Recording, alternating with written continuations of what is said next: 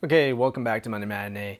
I'm Steven, and today we're talking about the movie SCREAMBOAT, a film that asks, what if Mickey Mouse went feral? SCREAMBOAT is the latest in the ever-growing wave of public domain Disney horror movies, because nothing says beloved childhood memories like blood and severed limbs. These films take iconic Disney characters whose copyright protection have expired and reimagine them as horror villains. Other entries in this bizarre cinematic trend include Winnie the Pooh, Blood and Honey, Peter Pan's Neverland Nightmare, The Mousetrap, I Heart Willie, and now SCREAMBOAT.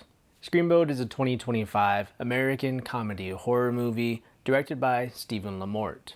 It reimagines Walt Disney's 1928 short into a slasher where a monstrous, maniacal mouse named Steamboat Willie terrorizes a group of New Yorkers. A monster that lurked in the underbelly of the ferry. The film stars David Howard Thornton, famous for playing Art the Clown in the Terrifier series, as Willie. While the Walt Disney Company still owns the modern version of Mickey Mouse, the Steamboat Willie iteration entered public domain on January 1st, 2024, leading to the birth of this cheese-fueled nightmare. So, I'll be honest, I'm not the biggest fan of these public domain horror films. I enjoy a good B-movie now and then, but these just feel like rushed gimmicks designed to cash in on nostalgia. That said, Winnie the Pooh, Blood and Honey 2 was surprisingly entertaining with its decent kills and practical effects. A little embarrassed to say it, but I was impressed. On the flip side, The Mousetrap was so bad that I'd rather stick my finger in an actual mousetrap than watch it again. The first Blood and Honey wasn't much better.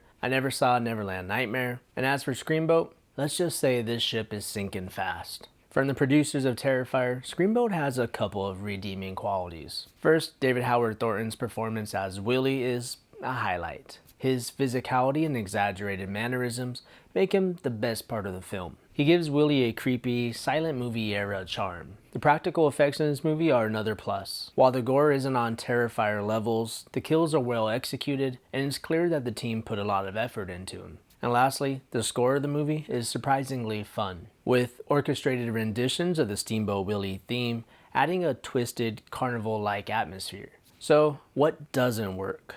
Pretty much everything else. Outside of DHT's performance, the rest of the movie is eye-roll inducing. The Disney references and puns are laid on so thick that you'd think that the script was written by AI that was fed only Disneyland park maps and horror cliches. It becomes a little bit egregious. Characters deliver lines like it's a small world after all, or dead men tell no tales, as if they're reading off a checklist of Disney lines. And as someone who frequents Disneyland, I have to admit that one joke did land for me. Willie sees the price of a churro at the ferry concession stand, and he changes the price from $6.99 to $9.99. And if you've been to Disneyland recently, you know that pain. And how was the acting, you ask?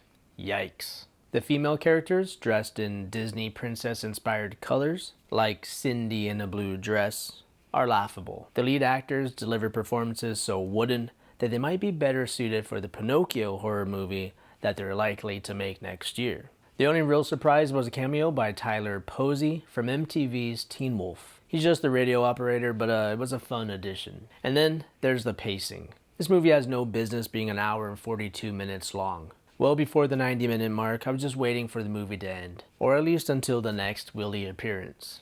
So, for letter grade, SCREAMBOAT earns an even D. It's campy, gory, and occasionally humorous, but ultimately, it's just another throwaway public domain horror flick.